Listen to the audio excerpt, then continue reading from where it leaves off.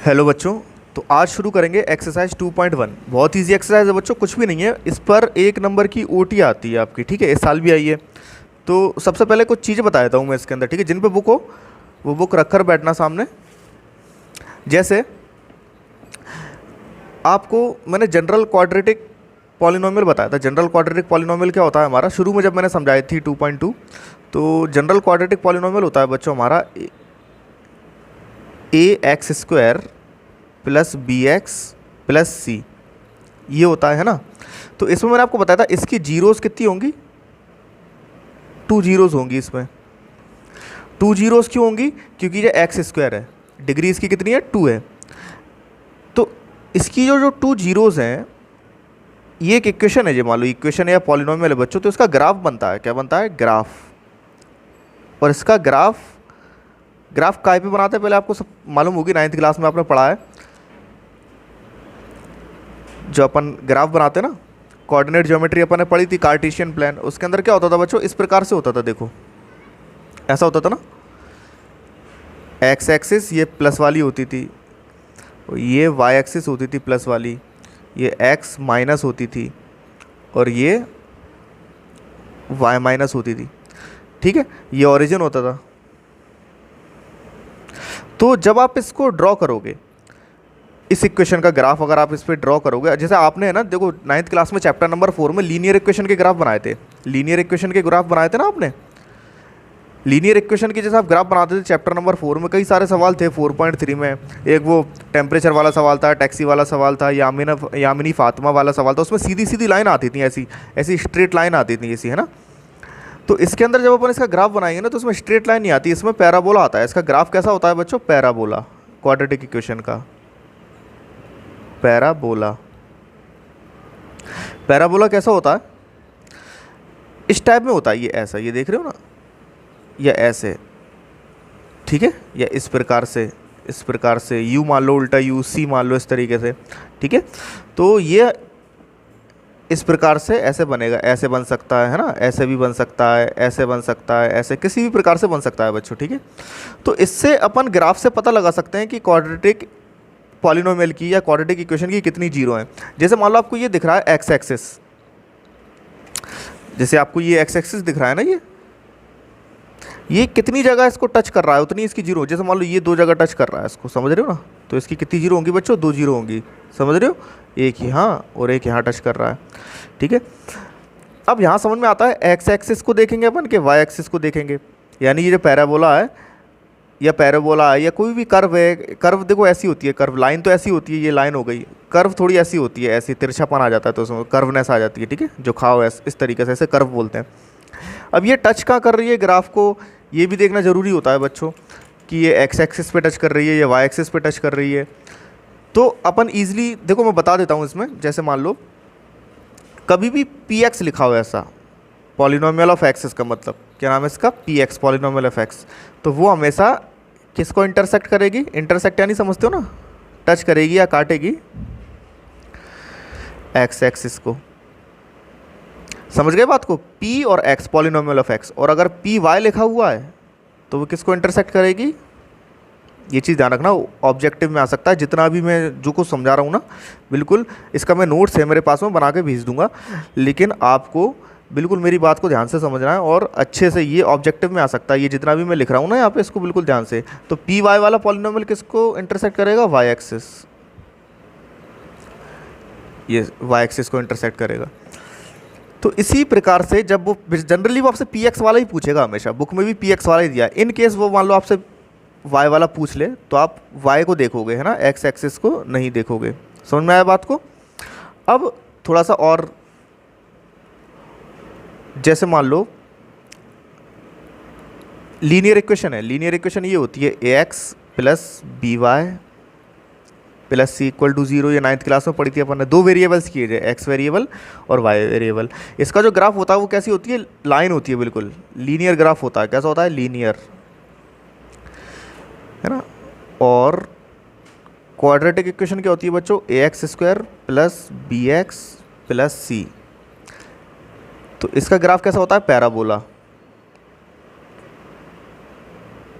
Linear समझना ना, linear मतलब लाइन इस प्रकार से, ऐसी लाइन स्ट्रेट लाइन, पैराबोला इस प्रकार से, है ना। और तीसरा और बता देता हूँ, एक इक्वेशन और होती है बच्चों क्यूबिक। क्यूबिक इक्वेशन, क्यूब यानी पावर 3, है ना। तो ए एक्स पावर 3 कर दो, बी, अब x यहाँ x नहीं लिखेंगे, जैसे एक्स क्यूब आ गया ना तो यहाँ क्या लिख देंगे एक्स स्क्वायर। अब c, देखो x cube x square, c के साथ x लगा दो, अब लास्ट में कांस्टेंट देना पड़ेगा तो d लिख दो। ये क्यूबिक पॉलिनोमियल होता है, ठीक है। ये आपका सिलेबस में तो नहीं है इस चैप्टर में, पर दिया हुआ है बुक में, अभी इसको मैं आगे एक्सप्लेन करूँगा।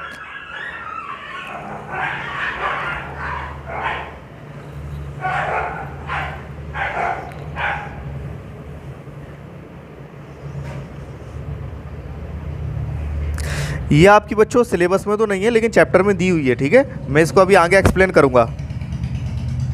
इसका जो ग्राफ होता है, अब देखो इसका कोई नाम नहीं होता, वो थोड़ा पैराबोला टाइप का ही होता है। जैसे मान लो ऐसा हो जाता है, इस प्रकार से ऐसा हो गया, है ना, इतना कर्व आ गया। और कोई 4 वाला पॉलिनोमियल होगा, पावर 4 वाला, तो वो कुछ ऐसा हो जाएगा, ठीक है। ये लेकिन पूछेगा वो आपसे ये या यही पूछेगा, लीनियर या पैराबोला पूछेगा आपसे, ठीक है। चलो अब अपन एक्सरसाइज शुरू करते हैं।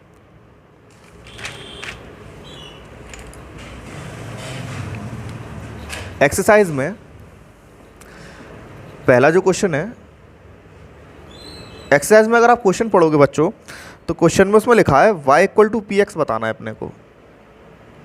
अब मैंने बोला ना पी एक्स देख लिया आपने, तो यानी एक्स एक्सिस देखनी है आपको, यानी एक्स एक्सिस पर लाइन या जो कर्व है वो कितनी लाइन है या कर्व है, कितनी जगह इंटरसेक्ट कर रही है, कितनी जगह उसको काट रही है, ठीक है। देखो मैं पहला वाला वैसे ही जनरली इस कुछ इस प्रकार सा है, इस प्रकार से कुछ, जिन बच्चों पे बुक है बुक सामने रख के बैठेंगे, ठीक है। इसमें ऐसे लाइन चली गई है, ठीक है। तो जो पी एक्स यानी आपको देखना ये एक्स एक्सिस है, यही तो एक्स एक्सिस होती है ना, ये हॉरिजॉन्टल लाइन जो होती है वो एक्स एक्सिस होती है। तो ये बच्चों इसको टच कर रहा है क्या, आप देखोगे ये जो लाइन गई है ये वाली, ये वाई को टच कर रही है यहाँ पे, ये वाई एक्सिस है, ये वर्टिकल जो खड़ी वाली जो लाइन होती है ना ये वाई एक्सिस होती है, ये वाई को टच कर रहा है यहाँ पे, है ना। एक्स को तो कहीं टच ही नहीं कर रहा, यानी एक्स और वाई तो यहाँ मिल रहे हैं, तो ऑरिजिन होता है, ये नहीं देखना आपको। ये जो लाइन है वो एक्स को कहीं टच नहीं कर रही, तो इसमें नंबर ऑफ जीरोस नहीं होंगे ना इसमें, यानी इसमें जीरोस कितने होंगे, यानी ये एक्स वाला पॉलिनोमियल नहीं होगा, समझ रहे हो बात को। ये कोई पॉलिनोमियल होगा वाई वाला, ठीक है। सेकंड वाला क्या है, मैं ऐसी डायग्राम बना रहा हूँ बिल्कुल बेकार से।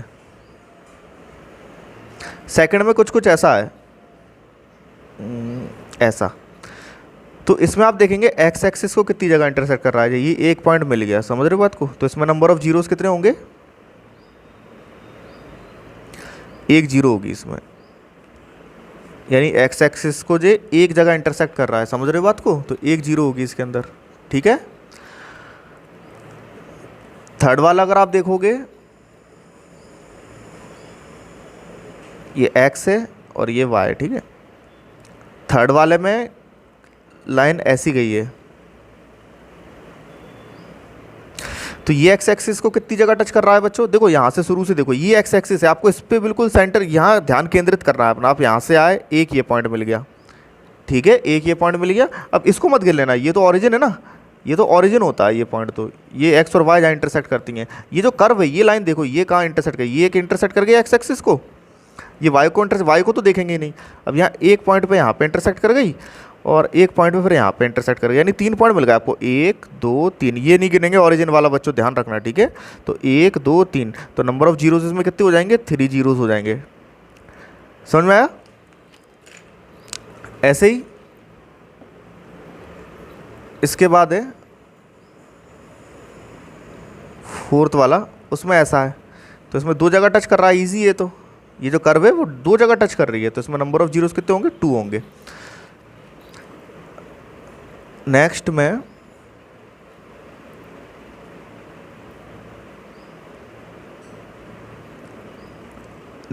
कुछ कुछ ऐसा है, देखो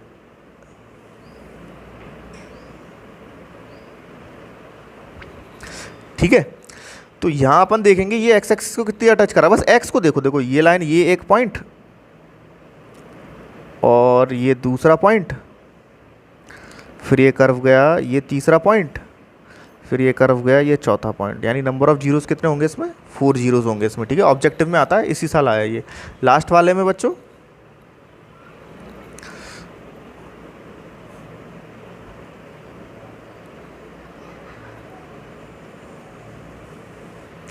लास्ट वाले में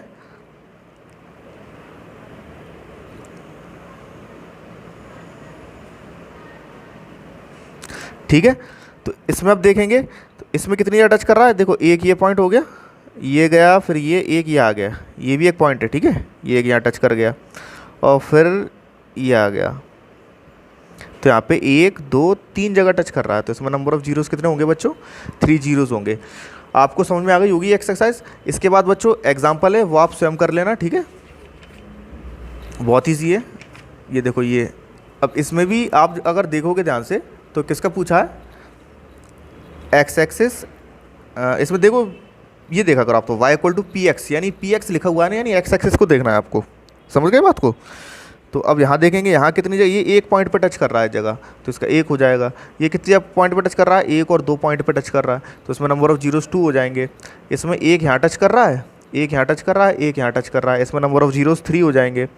इसमें देखो एक्स एक्सिस को कहाँ टच कर रहा है, ये एक्स एक्सिस है, यहाँ एक ही पॉइंट पे टच कर रहा है, तो इसमें नंबर ऑफ जीरोस एक ही होगा। इसमें भी ये एक ही पॉइंट पे टच कर रहा है, समझ रहे हो ना बात को। जैसे ये लाइन आई और ये बस ये यहाँ पे इसको जो पैराबोला ये टच कर रहा है ना, इसका ये मुंह, तो ये एक ही पॉइंट मानेंगे इसमें, है ना। इसमें 1 0 होगा, इसमें थोड़ा छोटा है, ध्यान से देखना, इसमें 1 ये 2 3 4, ठीक है। तो ईजिली आप कर लोगे, 1 नंबर की ऑब्जेक्टिव इसमें आ सकती है। चलो इसके बाद बच्चों थोड़ा सा बेसिक और समझते हैं इसका अपन। चैप्टर मेरे हिसाब से तो पूरा हो गया। अब देखो इसमें एक्सरसाइज 2.4 है, आप सोच रहे हो कि 2.4 नहीं कराई। 2.4 जो एक्सरसाइज है वो ऑप्शनल एक्सरसाइज है, एमपी बोर्ड वालों में तो वो नहीं आती, सीबीएसई वालों में भी कभी एक आध सवाल उसमें से मतलब उस टाइप का कोई आ जाता है, तो वो तो जब क्लास लगेंगी तभी करा दूंगा मैं अच्छे से, है ना। और या लाइव पढ़ाऊँगा कभी तो उसमें करा दूंगा। उसके सवाल काफ़ी बड़े बड़े हैं, वीडियो में कराएंगे तो थोड़ा बहुत मतलब काफ़ी टाइम लग जाएगा आपका। ये समझ लो कि 6 मार्क्स का तो आज हो गया इस चैप्टर में से, जो 5 मार्क्स का 6 मार्क्स का जितने का भी आएगा, तो उसके आपके 2.2 का क्वेश्चन आएगा, 2.3 में से क्वेश्चन आ जाएगा, 2.1 में से भी एक ऑब्जेक्टिव आ सकता है, ठीक है। अब थोड़ी सी इस पर ऑब्जेक्टिव पे और बात कर लेते हैं इसकी, मतलब थोड़ा सा इसमें कुछ चीज़ें रह गई थी, उसको मैं और समझा देता हूँ। देखो बच्चों, जैसे मैंने आपको general form of quadratic polynomial बताया था। General form of quadratic polynomial क्या होता है, ax² plus bx plus c। इसके कितने जीरोस होंगे बच्चों, 2 जीरोस होंगे इसके, 2 जीरोस निकालते। देखो 2.2 में अपन ने सवाल करे थे, उसमें 2 जीरो निकलते थे ना सब में 2 जीरो, फिर उसका अपन सम और प्रोडक्ट वगैरह निकालते थे, वेरीफाई करते थे रिलेशन, तो इसके 2 जीरो होंगे। x की 2 वैल्यू होंगी, एक वैल्यू कुछ होगी और एक वैल्यू और कुछ होगी, ठीक है।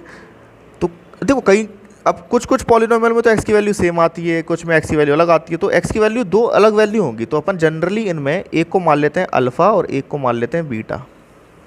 समझ रहे हो बात को, अल्फ़ा इसे बोलते हैं अल्फ़ा, अल्फ़ा मतलब अल्फ़ा ही होता है, और इसे बोलते हैं बीटा। बीटा मतलब बी, और थोड़ा सा डंडा खींच दो इसका बीटा का, है ना।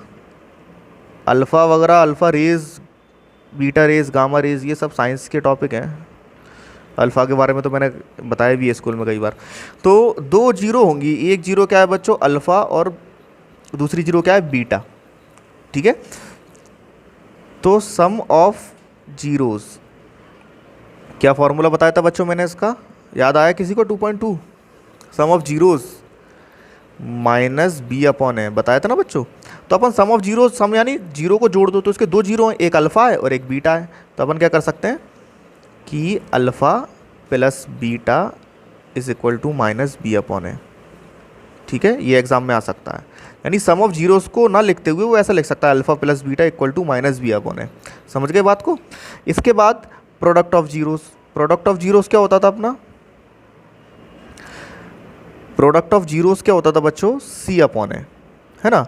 तो प्रोडक्ट यानी क्या होता है, मल्टीप्लाई। तो अल्फ़ा इंटू बीटा, यानी जीरोस का क्या कर दो मल्टीप्लाई, अल्फ़ा इंटू बीटा क्या हो जाएगा, सी अपॉन है।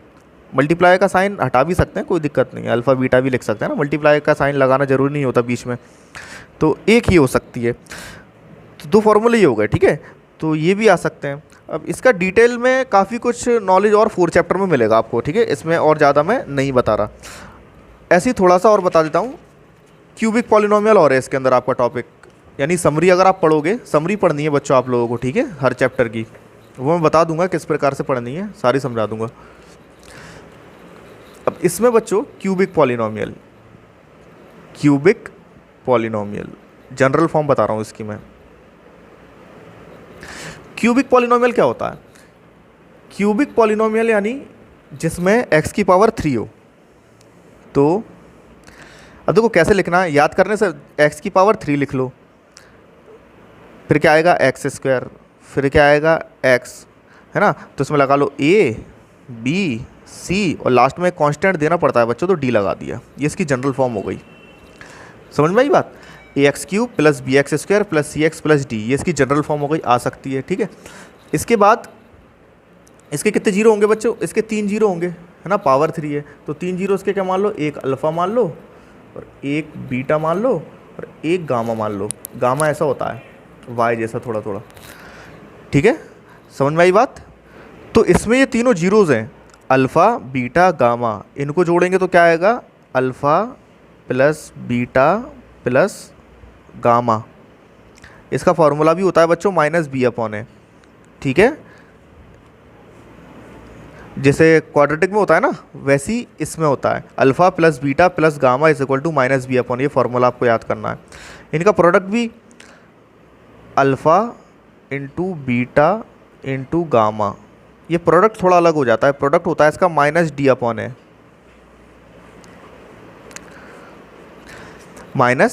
-d/a। और इसमें एक फार्मूला और आ जाता है बच्चों, यानी 2 जीरो लेनी है आपको, पहले ये दो फिर ये दो फिर ये दो, ठीक है, 1 2 2 3 और फिर 3 1।